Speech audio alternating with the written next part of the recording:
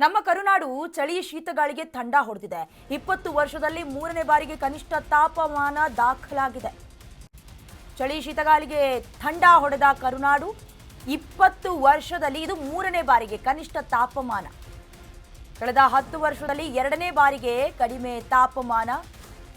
ಬೀದರ್ನಲ್ಲಿ ಕನಿಷ್ಠ 10 ಡಿಗ್ರಿ ಸೆಲ್ಸಿಯಸ್ನ ಉಷ್ಣ. ಬೀದರ್ನಲ್ಲೂ ಕೂಡ ದಾಖಲಾಗಿದೆ ಕಡಿಮೆ ತಾಪಮಾನ. ಇನ್ನು ವಾರದಿಂದ ನೀವು ಅಬ್ಸರ್ವ್ ಮಾಡಿರ್ತೀರಾ ರಾಜ್ಯದಲ್ಲಿ ಯಾವ ಮಟ್ಟಿಗಿದೆ ಶೀತಗಾಳಿ ಅಂತ. ಕಂಪ್ಲೀಟ್ ಆಗಿ ವ್ಯಾಪಿಸ್ಬಿಟ್ಟಿದೆ. ಇದೇನು ಕಾಶ್ಮೀರನ ಕರ್ನಾಟಕನ ಅನ್ನುವಂಥ ರೀತಿಯಲ್ಲಿ ಬೆಳಗಾದ್ರೆ ಸಾಕು ಗಡಗಡ ಅಂತ ನಡುಗ್ತಾ ಇರ್ತೀರಿ. ಬೆಂಗಳೂರಿನಲ್ಲಿ ಮೈ ಕೊರೆಯುವ ಚಳಿಗೆ ಜನ ಹೈರಾಣಾಗ್ಬಿಟ್ಟಿದ್ದಾರೆ. ಉತ್ತರ ಒಳನಾಡಿನಲ್ಲಿ ಮತ್ತಷ್ಟು ಶೀತಗಾಳಿ ಬರುತ್ತೆ ಅನ್ನುವಂಥ ಎಚ್ಚರಿಕೆಯನ್ನ ಹವಾಮಾನ ಇಲಾಖೆ ನೀಡಿದೆ.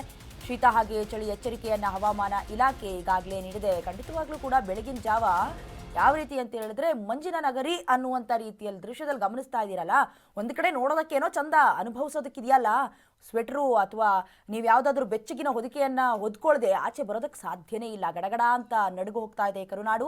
ಬೆಂಗಳೂರಿನಲ್ಲಿ ಮೈ ಕೊರೆಯುವ ಚಳಿಗೆ ಹೈರಾಣ ಆಗಿಬಿಟ್ಟಿದ್ದಾರೆ. 20 ವರ್ಷದಲ್ಲಿ ಮೂರನೇ ಬಾರಿಗೆ ಈ ಕನಿಷ್ಠ ತಾಪಮಾನ ದಾಖಲಾಗಿರೋದು. ಈ 10 ವರ್ಷದಿಂದ ಈ ಕಡೆ ಹುಟ್ಟಿರ್ತಾರಲ್ಲ ಅವ್ರಿಗೆ ಗೊತ್ತಾಗಿರುತ್ತೆ ಇಷ್ಟೊಂದು ಚಳಿ ಇದೆಯಾ, ಪ್ರತಿ ವರ್ಷನೂ ಹೀಗೆ ಇರುತ್ತಾ ಅಂತ ಅನಿಸಿರಬೇಕು. ಬೀದರ್ನಲ್ಲೂ ಕೂಡ 10 ಡಿಗ್ರಿ ಸೆಲ್ಸಿಯಸ್ನಷ್ಟು ಉಷ್ಣ ದಾಖಲಾಗಿದೆ. ಇನ್ನು ಕಡಿಮೆ ತಾಪಮಾನ ಕೂಡ ದಾಖಲಾಗಿರೋದು. ಹಾಗಾಗಿ ಎಲ್ಲೋ ಒಂದು ಕಡೆ ಚಿಲ್ಲಾಗಿದೆ, ಬಟ್ ಬೆಳಗ್ಗೆ ಎದ್ದು ಓಡಾಡೋದಕ್ಕೆ ಕಷ್ಟವಾಗ್ತಾ ಇದೆ. ಇನ್ನಷ್ಟು ಶೀತಗಾಳಿ ಎಚ್ಚರಿಕೆಯನ್ನ ಹವಾಮಾನ ಇಲಾಖೆ ನೀಡಿದೆ.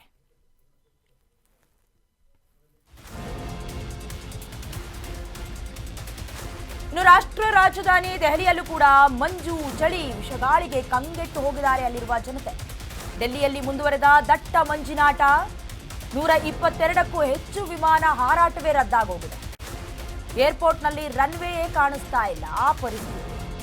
ವಿಮಾನ ಹಾರಾಟ ಕ್ಯಾನ್ಸಲ್ನಿಂದ ಅಲ್ಲಿನ ಪ್ರಯಾಣಿಕರು ಪೀಕ್ಲಾಡ್ತಿದ್ದಾರೆ. ಏನ್ ಮಾಡೋದು ಎತ್ತ ಅಂತ. ಡೆಲ್ಲಿಯಲ್ಲಿ ಪರದಾಡ್ತಾ ಇರುವ ಫ್ಲೈಟ್ ಪ್ಯಾಸೆಂಜರ್ಸ್ ಒಂದು ಕಡೆ ಇಂಡಿಗೋ ಏರ್ಪೋರ್ಟ್ನ ಅಥವಾ ಏರೋಪ್ಲೇನ್ ಪ್ರಾಬ್ಲಮ್ಸ್ಗಳನ್ನ ನೀವು ಗಮನಿಸಿದ್ರಿ. ಇದ್ರ ಮಧ್ಯದಲ್ಲಿ ಕಂಪ್ಲೀಟ್ ಆಗಿ ಮಂಜು, ಒಂದು ಕಡೆ ಚಳಿ, ವಿಷಗಾಳಿ, ಆ ವಾಯುಮಾಲಿನ್ಯದ ತೀವ್ರತೆ ನಿಮಗೆ ಗೊತ್ತೇ ಇದೆ. ಇದರಿಂದ ದೆಹಲಿಯ ಜನತೆ ಕಂಗೆಟ್ಟು ಹೋಗಿದ್ದಾರೆ. ಬರೋಬ್ಬರಿ 122ಕ್ಕೂ ಹೆಚ್ಚು ವಿಮಾನ ರದ್ದಾಗಿದೆ. ಕಾರಣ ಏನು? ಹವಾಮಾನದ ವೈಪರೀತ್ಯ. ಕಾಣಿಸ್ತಾನೆ ಇಲ್ಲ ರನ್ವೇ, ಇನ್ನೆಲ್ಲಿ ಹೋಗೋದಕ್ಕೆ ಸಾಧ್ಯ.